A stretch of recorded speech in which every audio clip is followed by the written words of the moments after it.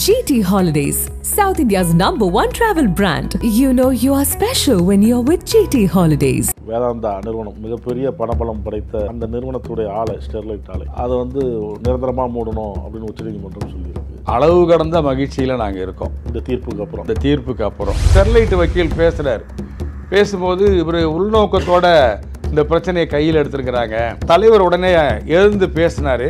எனக்கு எந்த உள்நோக்கமும் கிடையாது, எனக்கு எந்த லாப நட்டம் பார்த்து நான் பொது வாழ்க்கைக்கு வரல. அந்த நீதிபதி கோர்ட்டிலேயே சொன்னார், வைகோ அவர்களே, உங்களை பற்றி எங்களுக்கு நல்லா தெரியும்.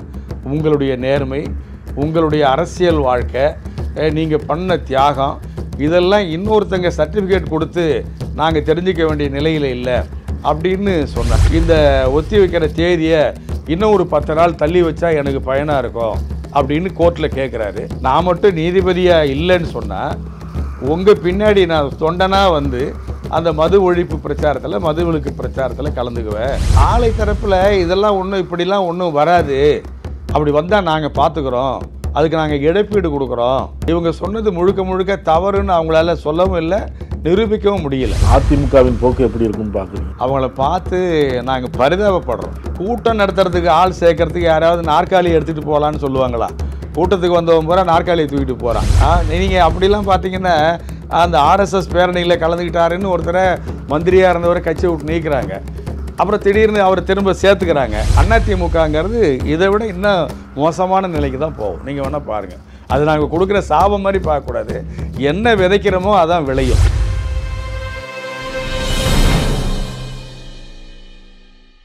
நக்கீரன் நேயர்களுக்கு வணக்கம். இன்று நம்முடன் கருத்துக்களை பகிர்ந்து கொள்ள இணைந்திருக்கிறார் மதிமுக கொள்கை விளக்க செயலாளர் வந்தியத்தேவன் அவர்கள். வணக்கம் சார். வணக்கங்க. ஸ்டெர்லைட் அப்படின்னாவே மதிமுக பொதுச் செயலாளர் வைகோ நினைவு வரும். அந்தளவுக்கு எதிர்த்து பல போராட்டங்கள் நடத்தியிருக்கிறார். வேதாந்தா நிறுவனம் மிகப்பெரிய பணபலம் படைத்த அதற்கு எதிராக போராடியவர் வைகோ அப்படிங்கிற பேர் எல்லாத்துக்கும் தெரிஞ்ச ஒன்று. இப்போ அந்த நிறுவனத்துடைய ஆலை, ஸ்டெர்லைட் ஆலை, அதை நிரந்தரமாக மூடணும் அப்படின்னு உச்சநீதிமன்றம் சொல்லியிருக்கு. வைகோ சந்தித்த போராட்டம், அவர் எடுத்த முயற்சி, எதற்கும் சமரசமாகாத அவர் நின்னதை மதிமுகவிலே பயணித்த நீங்கள் அதை எப்படி பார்க்குறீங்க? எங்களை மாதிரி இருக்கிற இந்த இயக்கத்தினுடைய அடிமட்ட தொண்டர்கள், லட்சக்கணக்கான தோழர்கள் அளவு கடந்த மகிழ்ச்சியில் நாங்கள் இருக்கோம். இந்த தீர்ப்புக்கு அப்புறம் பெரிய அளவில் எங்களுக்கு ஆட்சி அதிகாரங்களில் தலைவர், நீங்கள் சொன்ன மாதிரி தலைவர் வைகோவுடைய நேர்மைக்கும் அவருடைய கடுமையான உழைப்புக்கும் அவருடைய தியாகத்திற்கும் அரசியல் ரீதியான ஒரு பெரிய அங்கீகாரம் கிடைக்கலையேங்கிற ஏக்கம் அவருக்கு இல்லை, எங்களை மாதிரி தோழர்களுக்கு இருக்குது. ஆனாலும் கூட இந்த வெற்றிங்கிறது அதுபோல் ஒரு மகிழ்ச்சியை இந்த கடந்த ஒரு வாரமாக எங்கள் தோழர்கள் அவ்வளோ மகிழ்ச்சியாக இருக்காங்க. என்ன காரணம்னு கேட்டிங்கன்னா, இதற்காக நாங்கள் தலைவர் வைகோ கொடுத்த விலை மிக மிக அதிகம். அவருடைய உழைப்பு ஏறத்தாழ ஒரு 30 ஆண்டு காலம் தொடர்ந்து இதே பிரச்சனையை கையில் எடுத்து போராடிய பெருமை அவருக்கு உண்டு. இன்னும் சொல்ல போனீங்கன்னா, இந்த நிறுவனமே, இந்த ஸ்டெர்லைட் ஆலையை முதல்ல கோவாவில் தான் தொடங்கணும்னு ஒன்றிய அரசு முடிவு பண்ணிச்சு. அங்கேருந்த மக்கள்லாம் எதிர்ப்பு காட்டினாங்க. அதுக்கு பிறகு மோடி இருக்கிற குஜராத் மாநிலத்தில் கொண்டாடணும்னு நினச்சாங்க. அந்த மக்களும் அதை விரும்பலை, போராடினாங்க. அதுக்கு அடுத்து மகாராஷ்டிராவில் ஆலையெல்லாம் திறக்கிறதுக்கு அனுமதியெல்லாம் கொடுத்து கட்டுமான பணிகள்லாம் நடக்கிற நேரத்தில் அதற்கு பிறகு விழிப்படைந்த மக்கள் நடத்தின போராட்டத்தால் அப்போ சரத்பவார் முதலமைச்சராக இருந்தார், கொடுத்த அந்த அனுமதியவே ரத்து செய்து வேண்டிலன்னு சொல்லிட்டாங்க. அதை தான் கொண்டாந்து நம்ம தலையில் கட்டி இங்கே தமிழ்நாட்டில் கொண்டாந்து இங்கே தான் நிறுவோம்னு சொல்லி கொண்டு வந்த பிறகு நாம் கொடுத்த அந்த மக்களை திரட்டி அவ்வளவு நிகழ்ச்சியை நாம் தொடர்ந்து நடத்தியிருக்கோம். திருவைகுண்டத்திலிருந்து 36 கிராமங்களுக்கு தலைவர் வைகோ வழிநடையாக போனார். உங்களுக்கு எல்லாருக்குமே தெரியும், இந்த மாதிரி பொது பிரச்சனையில் அவர் போகும்போது கட்சி கொடி இருக்காது, கட்சி சின்னம் இருக்காது. அது கட்சின்னு சொல்லி தனிமைப்படுத்தாமல் மக்களோட மக்களாக சேர்ந்து அந்த பரப்புரை பயணத்தை அவர் நடத்துகிறாரு.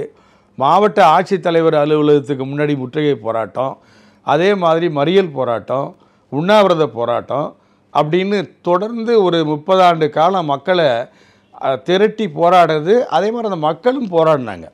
மீனவர்கள், அங்கே இருக்கிற பல்வேறு அமைப்புகள், இதற்காகவே போட்ட போராட்ட குழு, அவங்க நடத்தின எல்லா போராட்டத்திலையும் தலைவர் கலந்துக்கிட்டு சிறைச்சாலைக்கு போயிருக்காங்க. இது ஒரு பக்கம்னு சொன்னால், இன்னொரு பக்கம் இதற்காக நீதிமன்றத்தில் அவர் கொடுத்த குரல் இருக்குது பாருங்கள். சென்னை உயர்நீதிமன்றத்தில், சென்னை உயர்நீதிமன்றத்தினுடைய மதுரை கிளையில், அதே மாதிரி பசுமை தீர்ப்பாயத்தில். பசுமை தீர்ப்பாயம்னு சொல்லும்போது அது முதல்ல இங்கே தமிழ்நாட்டில் சென்னையில் இருந்தது. அதை ஒரு கட்டத்தில் அதே நிர்வாகம், ஆலை நிர்வாகம், ஸ்டெர்லைட் நிர்வாகம் நெருக்கடி கொடுத்து இந்த என்கொயரி கூட விசாரணையை கூட டெல்லிக்கு மாத்திரம்னு சொல்லி அது ஒரு தொந்தரவு கொடுத்தாங்க. அங்கே டெல்லிக்கும் போய் அதற்காக நீதிமன்றத்தில் வழக்காடின மிகப்பெரிய பெருமை. உச்ச நீதிமன்றத்தில் ஏறத்தாழ 20 வாய்தான்னு சொல்லுவாங்க வாதாடினார். 7 மணி நேரம் 8 மணி நேரம் கூட தொடர்ந்து அந்த நீதிமன்றத்தில் அவருடைய குரல் ஒலிச்சதை பார்க்குறோம். அதில் மிகப்பெரிய சிறப்பாக நாங்கள்லாம் பெருமையாக நினைக்கிறது என்னன்னு கேட்டிங்கன்னா, அந்த நீதிமன்றத்தில் வாதாடுகிற போது நீதிமன்றத்தில் இருக்கிற லிபரான் நீதிபதியாக இருக்கிற ஒரு வழக்கு விசாரணை நடக்கும்போது ஸ்டெர்லைட் வக்கீல் பேசுகிறார். பேசும்போது இவர் உள்நோக்கத்தோடு இந்த பிரச்சனையை கையில் எடுத்துருக்கிறாங்க, இதெல்லாம் இந்த ஆலையால் ஒன்றும் நச்சுத்தன்மையெல்லாம் ஒன்றும் கிடையாது அப்படின்னு சொல்லும்போது தலைவர் உடனே எழுந்து பேசினார். எனக்கு எந்த உள்நோக்கமும் கிடையாது, எனக்கு எந்த லாப நட்டம் பார்த்து நான் பொது வாழ்க்கைக்கு வரல, இது மக்களை பெரிய பேரழிவுக்கு கொண்டாடுது, சுற்றுச்சூழலுக்கு மிகப்பெரிய ஆபத்தானது, அதனால தான் நான் எதுக்கிறேன் அப்படின்னு சொல்லும்போது அந்த நீதிபதி கோர்ட்டிலேயே சொன்னார், வைகோ அவர்களே, உங்களை பற்றி நாங்கள் நல்லா தெரியும், எங்களுக்கு நல்லா தெரியும், உங்களுடைய நேர்மை, உங்களுடைய அரசியல் வாழ்க்கை, நீங்கள் பண்ண தியாகம், இதெல்லாம் இன்னொருத்தங்க சர்டிஃபிகேட் கொடுத்து நாங்கள் தெரிஞ்சிக்க வேண்டிய நிலையில் இல்லை அப்படின்னு சொன்னார். அதே மாதிரி நீதிபதி சொக்கலிங்கம் அவர்கள் அதில் வழக்காடுற போகிற அந்த சமயத்தில் அவரும் அதே மாதிரி குறிப்பிட்டு சொல்லக்கூடிய தீர்ப்பில் என்னன்னு கேட்டிங்கன்னா, அந்த விசாரணையின் போது ஒரு விசாரணை முடிஞ்சு அடுத்த தேதிக்கு ஒத்தி வைக்கிறாங்க.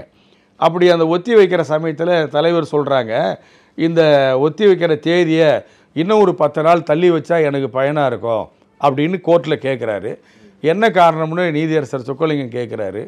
நான் மது ஒழிப்பிற்காக ஒரு விழிப்புணர்வு பயணம் வச்சுருக்கேன், இதனால் அது தடையாகிடும், அதனால் அதுக்காக எங்களுக்கு தள்ளி கொடுக்கணும் அப்படின்னு கேட்குறாரு.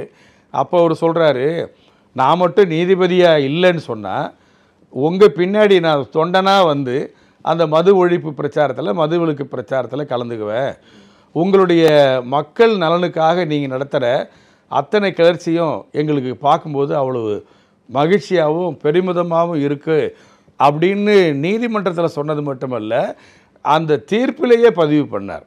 அதே மாதிரி நீதிபதி பட்நாயக் அவர் இந்த வழக்கு விசாரணையில் வந்த சமயத்தில் அங்கே முடியாதுன்னு சொன்னார். தலைவர் சொல்லும்போது நான் தொடக்கத்தில் சொன்ன மாதிரி ஒரு மாநிலத்திலும் அந்த எதிர்ப்பெல்லாம் சொல்லி தமிழ்நாட்டில் அனுமதிக்க முடியாது அப்படின்னு பேசுனாங்க.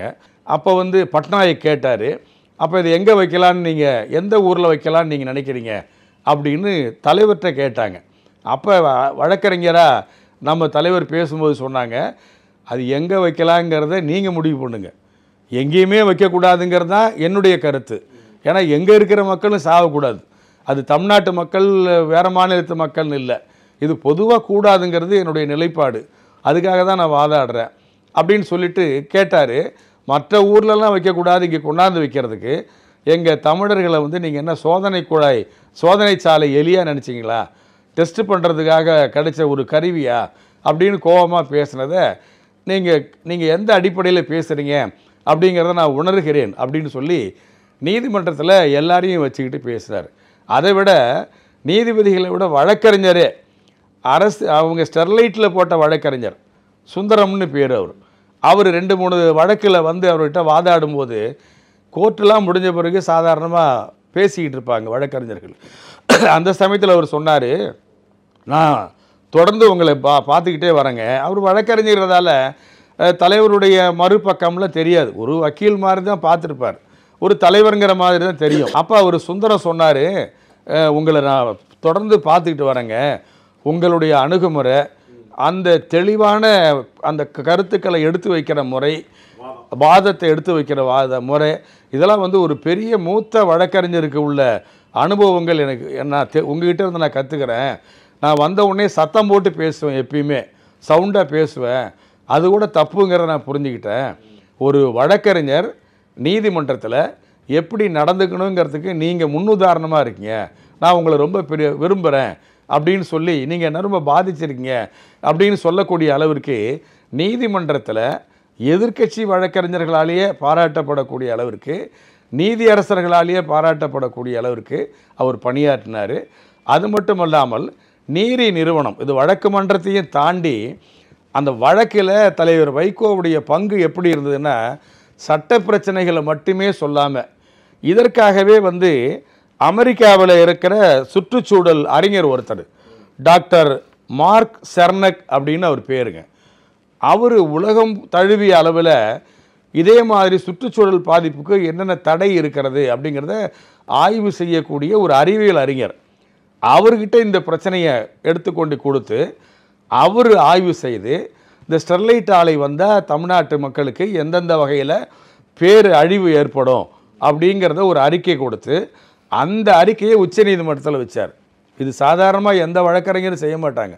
சட்ட ரீதியாக சொல்லிட்டு போயிடுவாங்க, அல்லது பொதுவான சுற்றுச்சூழலுக்கு கேடு அப்படின்னு சொல்லுவாங்க. ஆதாரபூர்வமாக வழக்கு மன்றத்தில் வைத்த அந்த தனித்தன்மை இருக்குது பாருங்கள், அது தலைவர் வைகோ அவர்களுக்கு மட்டும்தான் உண்டு. அதனால தான் நான் தொடக்கத்தில் இருந்து நான் சொல்லும்போது இந்த பிரச்சனையில் முழுமுதல் வெற்றி என்று சொன்னால் அது இவருக்கு தாங்கிறத நன்றி உள்ளவங்க கண்டிப்பாக தெரியும். இன்னும் சொல்ல போனீங்கன்னா அந்த பகுதியில், தூத்துக்குடி பகுதியில் இருக்கிற அந்த மக்கள், போராட்டத்தில் ஈடுபட்டவங்க, அதற்காக உயிர் பலி கொடுத்தவங்க, இன்றைக்கும் ரொம்ப கவலையோடும் கண்ணீரோடு இருக்கிறவங்க, தலைவர் சொன்ன மாதிரி இந்த பெட்டியினுடைய கடைசி ஆணி அறையப்பட்டது அப்படின்னு சொல்கிறாங்க இல்லைங்களா, அந்த மகிழ்ச்சியில் நாங்கள் இருக்கிற மாதிரியே அந்த மக்களும் இருக்கிறாங்க. பல்வேறு சம்பவங்களை குறிப்பிட்டீங்க. வாதம் பண்ணார், எதுக்காக மூடணும் அப்படின்னு. ஆலை தரப்பில் என்ன வாதம் முன்வைக்கப்பட்டது? ஏதோ ஒரு உள்நோக்கம் மட்டும் அப்படின்னு மட்டும்தானா, வேறு ஏதாவது முன்வைக்கப்பட்டது அவங்க வாதத்தில்? ஆலை தரப்பில் இதெல்லாம் ஒன்றும் இப்படிலாம் ஒன்றும் வராது, அப்படி வந்தால் நாங்கள் பார்த்துக்குறோம், அதுக்கு நாங்கள் இழப்பீடு கொடுக்குறோம் அப்படி இந்த மாதிரி தான் சொன்னாங்களே தவிர, இவங்க சொன்னது முழுக்க முழுக்க தவறுன்னு அவங்களால சொல்லவும் இல்லை, நிரூபிக்கவும் முடியல. அது அவங்ககிட்ட பெரிய பலவீனம். அப்படி தான் நடந்தது. மனித இனத்துக்கு சில பாதிப்புகள் வராது அப்படின்னு நீங்கள் ப்ராஜெக்ட் பண்ணுற அளவுக்கு, நீங்கள் அதை விரிவுபடுத்துகிற அளவுக்கு பெரிய அளவில் பாதிப்பெல்லாம் வந்துடாது. அப்படிலாம் வந்தால் நாங்கள் அதற்கு உண்டான இழப்பீடோ தடுப்பு நடவடிக்கைகளோ நாங்கள் எடுப்போம் அப்படிங்கிறமெல்லாம் சொன்ன பிறகு தான், நம்ம வாதாடின பிறகு உச்சநீதிமன்றமே கேட்டு 100 கோடி ரூபாய் பணம் கட்டினாங்க பாருங்கள், காப்புத்தொகை கட்டினாங்க பாருங்கள். அதெல்லாம் அவங்களுடைய சமாளித்தலில் ஒரு விதம். ஆனால் அவங்க சரிந்தே கொடுக்கல. இன்னும் சிறப்பாக சொல்லணும்னா, அவரே தலைவரே பேட்டியில், கூட்டத்திலையும் பேசியிருக்காரு, பேட்டியிலையும் சொல்லியிருக்காரு, அந்த ஸ்டெர்லைட் நிறுவனத்தினுடைய அதிபர் அல்லது அந்த உரிமையாளர்கிட்ட கூட பல முறை ஒரு முயற்சிக்கப்போ கூட அவர் அப்பாயின்மெண்ட்டே கொடுக்கல. இங்கேயே தாயத்துக்கே வந்த நேரத்தில் கூட அவர் சந்திக்க மறுத்துட்டார் அந்த நிறுவனத்தை. அவர் ஏன்னா தனிநபருங்கிறத விட அது பொதுமக்களுக்கு, வெகுமக்களுக்கு பெரிய நல்ல பார்த்தோம். எவ்வளோ பெரிய பாதிப்புன்னா, பிறக்கிற குழந்தைக்கு பாதிக்கும், அங்கே இருக்கிற கருவாகிற அந்த பெண் தாய்மார்களுக்கு பாதிக்கும், 2 தலைமுறை 3 தலைமுறை தாண்டி அந்த தாக்கம், வீரியம், அழிவு இருக்கும் அப்படின்னுலாம் இருக்கிறத அறிவியல் ரீதியாக அவர் உணர்ந்ததால தான் அவர் எடுத்து வாதாடினாருங்க. தூத்துக்குடி துப்பாக்கி சூடு நடந்தது, தமிழ்நாடு பூரா பரபரப்பாக இருந்தது. எல்லா கட்சி தலைவர்களும் அதை கண்டித்தாங்க. எல்லாம் அதுக்கு மூல காரணம் இதுதான் அப்படிங்கிறது தெரியும். இப்போ இப்படி ஒரு தீர்ப்பு வந்திருக்கு. பெரிய அளவில் இந்த தீர்ப்பு மக்கள் இடையில போய் சேரலையா? அது நீங்கள் தவறாக நினைக்கலன்னா நான் சொல்கிறேன், ஊடகங்களுடைய பங்கு இதில் ரொம்ப அவசியம். இது எவ்வளோ கடந்த பாதை, அது யாருக்கு நினைவில் இருக்கும்னா, கண்டிப்பாக அந்த பாதிக்கப்பட்ட மக்களுக்கு தெரியும். இங்கே இருக்கிறவங்களை விட அங்கே இருக்கிற மக்களுக்கு, அந்த பகுதியில் இருக்கிற மக்களுக்கு இது எவ்வளோ பெரிய விடுதலையை நம்ம பெற்றிருக்கிறோம் அப்படிங்கிறது அவங்களுக்கு தெரியும். அவங்க கண்டிப்பாக இதை கொண்டாடுவாங்க, விழா கொண்டாடுவாங்க, நினச்சி பார்ப்பாங்க. பெரியார் சொல்கிற மாதிரி இதை நம்ம எதிர்பார்க்குறதுங்கிறது நன்றி உணர்ச்சிங்கிறத யார் பலன் பெற்றாங்களோ அவங்க தான் காட்டணும், நம்ம எதிர்பார்க்கக்கூடாது. அது நம்ம தலைவரை பொறுத்த வரைக்கும் அடுத்தடுத்து ஓடிக்கிட்டே இருப்பாங்க. அடுத்தடுத்த பிரச்சனையை போய் எங்கெங்கே யார் கண்ணீர் சிந்துறாங்களோ அவங்கள துடைக்கிற வேலையில் நன்றி சொன்னாங்களா, சொல்லலையா, எதிர்த்தாங்களா, எதுக்கலையா அப்படின்லாம் கவலைப்படாத ஒரு மாமனிதராக அவர் இருக்கிறதால அவர் இருக்கார். ஆனாலும் கூட நீங்கள் சொல்லியிருக்கிற அந்த கருத்தை, அதில் உள்ள அந்த தன்மையை நான் உணர்கிறேன். ஏன்னு கேட்டிங்கன்னா, இவ்வளவு பெரிய போராட்டத்துக்கு ஊடகங்கள் அது ஒரு குறை கொஞ்சம் ஒதுக்கி வச்சுட்டு பார்த்தா கூட பெரிய அளவில் மக்கள் நன்றி எடுத்து, தலைவர் மட்டும் நான் சொல்லலை, இதுக்காக இன்னும் போராடிய அமைப்புகள் அங்கே நிறைய இருக்காங்க. எல்லாருக்குமே நன்றி சொல்லியிருக்கணுங்கிறது என்னுடைய உங்கள் கருத்தில் நானும் ஒத்து போகிறதில்ல. ஸ்டெர்லைட் வழக்கு வாதங்கள் போகிறப்ப ஸ்டெர்லைட் தரப்பில் பெரிய அளவு இவங்களுக்கு போராட்டத்தில் மக்கள் ஆதரவு கிடைக்கல அப்படிங்கிற வாதம்லாம் முன்வைக்கப்பட்டது. உள்நோக்கம் மட்டும்தான் இவங்களுக்கு காரணம் அப்படின்னு. நீங்கள் சொல்கிறத நீதிபதியே கேட்டார். வழக்கறிஞருங்கிற மாதிரிலாம் வைகோவிட்ட கேட்டாங்க. கேட்கும்போது அவர் என்ன சொன்னார், நீங்கள் இப்படி சொல்கிறீங்க, வெகு மக்களுக்கு பெரிய பாதிப்புன்னு சொல்கிறீங்க. இந்த தூத்துக்குடி மாவட்டத்தில் இருக்கிற மக்கள் எடுத்துக்க பாருங்கள், பல்லாயிரக்கணக்கான மக்கள் இருக்கிறாங்க. நீங்கள் நடத்தின போராட்டத்தில் நூற்றுக்கணக்கானவங்க ஆயிரக்கணக்கானவங்க தான் கைதானாங்க. சிறைச்சாலைக்கு போய் தண்டனை பெற்றவங்க ரொம்ப ரொம்ப குறைவு தானே.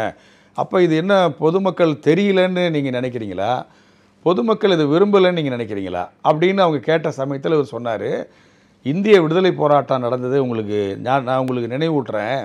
அப்போ இந்தியாவில் கிட்டத்தட்ட 30 கோடி மக்கள் இருந்தாங்க. 30 கோடி மக்களும் வீட்டுக்கு ரோட்டுக்கு போராடல, ஒரு லட்சக்கணக்கானவங்க தான் போராடினாங்க, சிறைச்சாலைக்கு போனாங்க, தியாகம் பண்ணாங்க. அப்போ போராட்டத்துக்கு வராத மக்கள் பூரா இதை விரும்பலை, இந்த போராட்டத்தை விரும்பலை அல்லது போராட்டத்துக்கு எதிர்ப்பாக இருக்காங்க, போராட்டத்தை அலட்சியப்படுத்துகிறாங்கன்னு இல்லை, எதுவுமே பிரதிநிதியாக கொஞ்சம் பேர் தான் வருவாங்க. அந்த காலத்துலேருந்து இந்த காலம் வரைக்கும் அதே மாதிரி தான் இந்த இதையை நீங்கள் பார்க்கணும். எல்லாரும் வரணும்னு நீங்கள் எதிர்பார்க்காதீங்க, அவருடைய பிரதிநிதியாக தான் அவங்க வந்திருக்காங்க.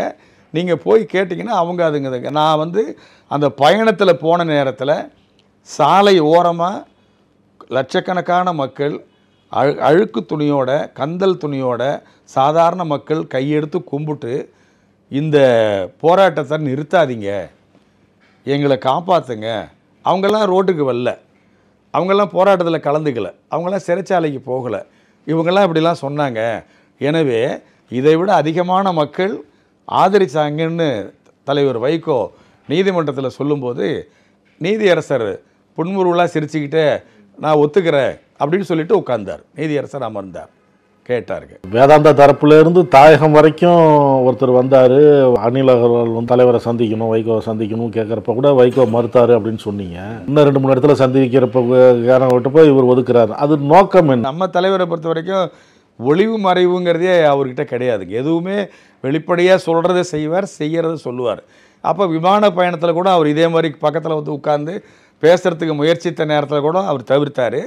இங்கே அதே மாதிரி தவிர்த்தார். என்ன காரணம்? கோடிக்கணக்கான பணத்தை அவன் கோடிங்கிறதுலாம் அவங்களுக்கு ரொம்ப குறைச்ச காசு, அவங்களுக்கு சில்லறை காசு மாதிரி, அதை கொடுத்து விலைக்கு வாங்கலான்னு நினச்சிருக்கிறாங்க அவங்க. ஆனால் தலைவரை பற்றி தெரியும், அவரெல்லாம் எந்த பணத்துக்கும் ஆசைப்படாதவங்கிறத நீதியரசரே அந்த ஒப்புதல் வாக்குமூலம் சொன்னது மட்டுமல்ல, அவர் நினச்சிருந்தாருன்னா வாஜ்பாய் அமைச்சரவையிலே இன்னும் சொல்ல போனீங்கன்னா துக்ளக் பத்திரிகையினுடைய இன்றைக்கி ஆசிரியராக ஏற்கனவே இருந்த சோ அவர்களோ இப்போ இருக்கிற அந்த ஆசிரியராக இருக்கிற அவர் கூட பேட்டியில் கொடுத்தார் ஒரு தடவை. நம்ம வாஜ்பாய் பிரதமராக இருந்த காலத்தில் எனக்கு நல்லா தெரியும், வைகோ அவர்களை அழைத்து டிஃபென்ஸ் வெளிவிவகாரத்துறை, இராணுவத்துறை, இந்த 2 துறையை தவிராதான் வலிமையான இலாக்கா, அந்த 2 இலாக்காவை தவிர எந்த மந்திரி பதவி வேணாலும் நீங்கள் கேளுங்க, நான் கொடுக்குறேன், உங்களை மாதிரி அறிவாளிகள் எங்கள் அமைச்சரவையில் இருக்கணும் அப்படின்னு கேட்ட நேரத்தில் கூட எனக்கு அமைச்சர் பதவி வேண்டாம் அப்படின்னு சொல்லிட்டு அந்த பதவியை தன்னுடைய சகாக்களுக்கு கொடுத்தார். அதனால் பணம் அந்த பதவி, பட்டம், பவிசு இதையெல்லாம் ஆசைப்படாத ஒரு சொக்க தலைவராக இருக்கிறார் அப்படிங்கிறது அந்த கோடிகளை கையில் வச்சுக்கிட்டு இருக்கிற கோடீஸ்வரங்களுக்கு தெரியல. அது வெளியில் தெரிஞ்சு போச்சு, இப்போ எல்லாருக்கும் தெரிஞ்சு போச்சு. நடப்பு அரசியலுக்கு வருவோம். சட்டமன்ற தேர்தல் 2026 அதை நோக்கி எல்லா கட்சிகளும் இப்போ கவனம் அதில் செலுத்த ஆரம்பிச்சிருச்சு. திமுக தேர்தல் பணியை துவங்குங்க, பரப்புரை தொடங்குங்க அப்படின்னு சொல்லிட்டாங்க, அவங்க தொடங்கிட்டாங்க. அதிமுக கல ஆய்வு நடந்துகிட்ருக்கு. இந்த கல ஆய்வில் முன்னாள் அமைச்சர்கள் பேசுவதெல்லாம் ஒரு விவாதமாகிட்டு இருக்கு. அதை எப்படி பார்க்குறீங்க? ஷோக்கா வெளில போகணும் அப்படின்னா 2026 ஜெயிச்சே ஆகணும் அப்படிங்கிறார் கேபி முனிசாமி. கலாய்வுக்கு வந்திருக்கிறோம், கலாய்வில் வந்திருக்கிறவங்க என்ன பேசுகிறாங்கன்னு கவனிக்கிறத விட்டுட்டு கீழே உட்காந்துருக்கிறவங்க தனித்தனியாக ஏதோ பேசிகிட்டு இருக்கீங்க அப்படிங்கிறாரு தங்கமணி. இப்படியே ஒரு வேட்பாளர் நிறுத்தினா அவருக்காக உழைக்கணும், என்ன வேட்பாளர் நிறுத்தலை அப்படின்ட்டு சில பேர் வேலை செய்ய மாட்டேங்கிறாங்க, இப்படியே இருந்தால் எதிர்கட்சியிலே இருக்க வேண்டியது தான் அப்படின்னு ஒவ்வொருத்தரும் ஒவ்வொரு மாதிரி. திண்டுக்கல் சீனிவாசன் ஒரு இன்னும் பேசுகிறாரு, ஒவ்வொரு இடத்துலையும் ஒன்றும் பேசுகிறது செய்திகள் வந்துக்கிட்டே இருக்குது. அதிமுகவின் போக்கு எப்படி இருக்குன்னு பார்க்குறீங்க? அதிமுகவுடைய போக்கு அவங்கள பார்த்து நாங்கள் பரிதாபப்படுறோம். என்னன்னு கேட்டிங்கன்னா, இன்னமும் முறையாக ஒரு கட்சியை எப்படி ஆட்சிக்கு வரணும்னு நினைக்கிறது தவறு இல்லை. புதுசாக வந்திருக்கிறவங்களுக்கு கூட ஆசைப்படுறாங்க. ஆனால் இவங்க மக்களை சந்திக்கிற விதமே பார்த்திங்கன்னா நகைச்சுவையாக இருக்குது. 2 நாளைக்கு முன்னாடி கூட பார்த்துருப்பீங்க, திருப்பூர் பகுதியில் கூட்டம் நடத்துறதுக்கு ஆள் சேர்க்கறதுக்கு யாராவது நாற்காலி எடுத்துகிட்டு போகலான்னு சொல்லுவாங்களா? கூட்டத்துக்கு வந்தவன் பூரா நாற்காலியை தூக்கிட்டு போகிறான். எதுக்கு நான் இதை வந்து நான் எதுக்கு நான் சொல்கிறேன்னு கேட்டிங்கன்னா, சுத்தமாக அவங்களுக்கு எந்தவித அனுபவம் இல்லைன்னு சொல்கிறதா, தெளிவு இல்லைன்னு சொல்கிறதா? இல்லை, யாருக்கு அனுபவம் இல்லைன்னு நினைக்கிறீங்க? எடப்பாடிக்கு அனுபவம் இல்லையா? செங்கோட்டையனுக்கு இல்லையா? திண்டுக்கல் சீனிவாசனுக்கு இல்லையா? இல்லை செல்லூர் ராஜுக்கு இல்லை? இல்லை, எல்லாருமே முன்னாள் அமைச்சர்கள். காலத்தில் ஜெயலலிதா இருக்கும்போது ஜெயலலிதா முதல்வர் ஆக்கிறதுக்கு பாடுபட்டவங்க தானே. மன்னிக்கணுங்க, அவங்க அமைச்சர்களாக இருந்தாங்க, அவங்க கீழே பாடுபட்டிருப்பாங்க, கட்சி தலைவர்களாக கூட இருந்திருப்பாங்க. ஆனாலும் கூட இப்போ அவங்களுடைய நிலைமை எப்படி இருக்குன்னு கேட்டிங்கன்னா, எந்த கட்சியை கூட்டணிக்கு கூப்பிட்றதுன்னு கதவை எதிர்பார்த்து திறந்து வச்சுக்கிட்டு பார்க்குறாங்க. யாரும் அவங்க பக்கம் போகிறதுக்கு தயாராக இல்லை. ஏன் தயாராக இல்லைன்னு கேட்டால், முதல்ல அவங்களே வலுவாக இல்லை. அவங்களே வலுவாக இல்லாதோட இன்னும் குழப்பமான சூழ்நிலையே இருக்காங்க. பாஜகவை சேர்த்துக்கிறதா வேணாமா? ஒரு நாள் சேர்க்கறது இல்லைங்கிறாங்க, ஒரு நாள் சேர்த்துக்கிறேங்கிறாங்க, ஒரு நாள் தேர்தல் நேரத்தில் முடிவு பண்ணலாங்கிறாங்க. அவர் தான் தெளிவாக சொல்கிறாரு. எடப்பாடி பாஜகவோட கூட்டணி இல்லைன்னு தெளிவாக இப்போ சொன்னார். இல்லை சொல்கிறாரு, ஜெயக்குமார் சொல்கிறாரு.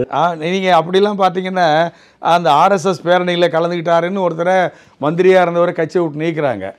அப்புறம் திடீர்னு அவர் திரும்ப சேர்த்துக்கிறாங்க. அவங்க விளக்கம் கொடுத்துருப்பாரு, இனிமேல் அந்த மாதிரி நடந்திருக்க மாட்டேன் அப்படின்னு சொல்லி மன்னிப்பு கடிதம் தான் கொடுத்துருப்பாரு. மன்னிப்பு கடிதம் கொடுத்தா கூடங்க இது வந்து ஒரு கட்சி கட்டுப்பாடுங்கிறது ஒன்று இருக்குது பாருங்கள்.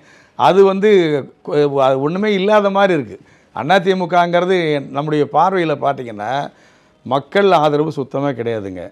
அவங்க கூட்டணி கட்சிகளுடைய பலம்னு பார்த்திங்கன்னாலும் ஒரு மக்கள் செல்வாக்குள்ள ஒரு கட்சி கூட்டணியாக வருவாங்கன்னு சொல்ல முடியாது. அவங்கக்கிட்டேயும் ஒரு நல்ல இது இல்லை. இதையும் தாண்டி திமுகவை நீங்கள் வந்து எந்த வகையிலையும் நீங்கள் வந்து பெரிய அளவில் அதிருப்தி மற்றதெல்லாம் சொல்லி அதை ஒன்றும் வீழ்த்தலாம் முடியாது. அதனால் அவங்க தேர்தல் பணியை நீங்கள் சொன்ன மாதிரி தொடங்கிட்டாங்க. மறுமலர்ச்சி திமுகவும் நாங்கள் இந்த அடுத்த கட்ட தேர்தல் பணிகளுக்காக வேண்டி உள்ளாட்சி தேர்தலுக்கெல்லாம் தயாராகக்கூடிய அளவிற்கு நாங்களும் வேலை செஞ்சுக்கிட்டு இருக்கோம். கூட்டணி கட்சியில் இந்த கூட்டணியில் இருக்கிற எல்லாருமே சிறப்பாக இருக்காங்க. எங்களுக்கு பொது எதிரி திமுக தான் வரணும், பொது எதிரி வரக்கூடாது, அதிமுக வரக்கூடாது. எப்படி மத்தியில் பாஜக வரக்கூடாதோ அதே மாதிரி இங்கே இவங்க வரக்கூடாது. அந்த திசையில் போகும்போது கண்டிப்பாக நாங்கள் வெற்றி பெறுவோம். அதிமுகங்கிறது இதை விட இன்னும் மோசமான நிலைக்கு தான் போகும். நீங்கள் வேணால் பாருங்கள். அது நாங்கள் கொடுக்குற சாபம் மாதிரி பார்க்கக்கூடாது. என்ன விதைக்கிறோமோ அதான் விளையும். அதனால் அந்த அடிப்படையில் சொல்கிறேன். அவங்கக்கிட்ட நான் திரும்ப சொல்ல வந்தது, அவங்கக்கிட்ட ஒரு கட்டுப்பாடு ஒற்றுமை இல்லை இருக்கிற 4 பேருக்குள்ளாரிய. ரெண்டாவது, பணத்தை மட்டுமே செலவு பண்ணி வெற்றி பெற்றலாம் அப்படிங்கிற அது ஒரு மூட நம்பிக்கை. அது தேர்தல் முடிவு வரும்போது தான் தெரியும். திண்டுக்கல் சீனிவாசன் பேசும்போது கூட்டணின்னு வரும்போது என்னமோ எள்ளு நெல் வாங்குற மாதிரி பேசுகிறாங்க. 20 சீட்டு கொடு, 30 சீட்டு கொடு, 100 கோடி கொடு, 50 கோடி கொடு, 200 கோடி கொடுன்னு பேசுகிறாரு. அந்த மாதிரிலாம் கேட்குறாங்க அப்படிங்கிறாரு. அவர் ஏதோ பேசுகிறாரு, அவர் ஒரு கற்பனையை தட்டி விட்டு பேசுகிறாரு தவிர அதெல்லாம் நடைமுறைக்கு ஒத்து வராதுங்க. அவருடைய எந்த பேச்சுமே நடைமுறைக்கு பொருந்தாது. அது பிறகு தான் தெரிஞ்சுக்கல. இப்போ தேர்தலுக்கு வரும்போது தெரிஞ்சுக்கலாம். திமுக கூட்டணி வலுவாக இருக்குன்னு சொன்னீங்க. அதிமுக கிட்ட அவங்க யார் வருவா அப்படின்னு எதிர்பார்த்துக்கிட்டு இருக்கிறாங்க. அது நடக்காது அப்படின்லாம் சொல்கிறீங்க. ஆனால் எடப்பாடி பல பேட்டிகளை நீங்கள் கவனிச்சிருப்பீங்க. செய்தியாளர் சந்திப்பில் அவர் சொல்கிறாரு, அங்கே ஒரு சலசலப்பு ஏற்பட்டுருச்சு, இன்னும் தேர்தலுக்கு நாள் இருக்குது, தேர்தல் நெருங்க பாருங்க அப்படிங்கிறார். இங்கே வருவாங்க அப்படின்னு ஒரு நம்பிக்கையில் இருக்காங்க. அதான் அவருடைய நம்பிக்கைக்காக அவரே பரிதாபப்படுற சூழல் வரும். இதே மாதிரி நாடாளுமன்ற தேர்தல் சமயத்துலையும் மெகா கூட்டணின்னு சொன்னார். மெகா கூட்டணி ஆமாம், அப்பயும் சொன்னாங்க திருமாவளவன் அங்கே இருக்க மாட்டார், கம்யூனிஸ்டுகள் அந்த கூட்டணியில் இருக்காது, மதிமுக இப்போவே இடம் கொடுக்கலன்னு கோபத்தில் இருக்காங்க, அந்த கூட்டணி கலகலத்து போகும் அப்படி தான் சொன்னாங்க. பல கூட்டணி கட்சியில் ஒரு பேச்சுவார்த்தைக்கு போகும்போது ஒரு சில சங்கடங்கள் கூட இருக்கும். ஆனால் அதையெல்லாம் ஒதுக்கி தள்ளிட்டு எப்படியாவது நம்ம ஜெயிச்சா போதும், எப்படியாவது நம்ம கட்சி அந்த இடத்துக்கு வந்தால் போதும் அப்படின்னு நினைக்கிற கட்சிகள் இந்த கூட்டணியில் மறுமலர்ச்சி திமுக உட்பட யாருக்குமே கிடையாது. அதனால் இவர் இன்னும் நினச்சிக்கிட்டு இருக்காரு, அங்கே ஏதாவது அசைச்சு பார்க்கலாம், அந்த கூட்டணி வெளியில் வரோம்னு இந்தியாவிலேயே பெருமைப்பட்டுக்கலாம். இந்தியாவில் பாஜக கூட இருந்த பல கூட்டணி கட்சிகள் இப்போ இல்லை. அதே மாதிரி அதிமுக கூட கூட்டணியில் இருந்த கட்சிகள் பலது ஒதுங்கி போய் வெளியில் தான் நிற்கிறாங்க. ஆனால் திமுக தலைமையிலான கூட்டணி மட்டும்தான் யார் நம்ம தொடக்கத்தில் கை கோர்த்துக்கிட்டு நிற்கிறோமோ இன்றைக்கும் இருக்கும். எங்களுக்குள்ளார விருப்பு வெறுப்புகள் மற்றதெல்லாம் இருக்கும். ஆனாலும் கூட பொது நோக்கம்னு எங்களை இணைச்சிருக்கு. அந்த இணைப்புங்கிறத நிற்கும்போது எடப்பாடியால் ஒன்றும் பண்ண முடியாது. பல்வேறு கருத்துக்களை பகிர்ந்துக்கிட்டீங்க. ரொம்ப நன்றி. நன்றிங்க. சினிமா தளபதி இன்று அரசியல் தலைவர். தடைகள் 1000 கடந்த கதைகள் சொல்லும் விறுவிறுப்பான நக்கீரன் பப்ளிகேஷன் புத்தகங்கள் உங்கள் நக்கீரன் பதிப்பகத்தில். நக்கீரன் டிவிக்கு சப்ஸ்கிரைப் செய்யுங்கள். உங்கள் ஆதரவே எங்கள் பலம். ஆசிரியர்களுக்கு நண்பனாகவும் மாணவர்களுக்கு ஆசானாகவும் திகழும் தேர்வு வழிகாட்டி. ஒவ்வொரு பாடத்திற்கும் அனுபவமிக்க ஆசிரியர்களின் துல்லியமான தெளிவான விடைகள். CNC இருக்கு, தேர்வு பயம் எதற்கு? இது தீரன் பப்ளிஷிங் ஹவுஸ் விற்பனை வெளியீடு.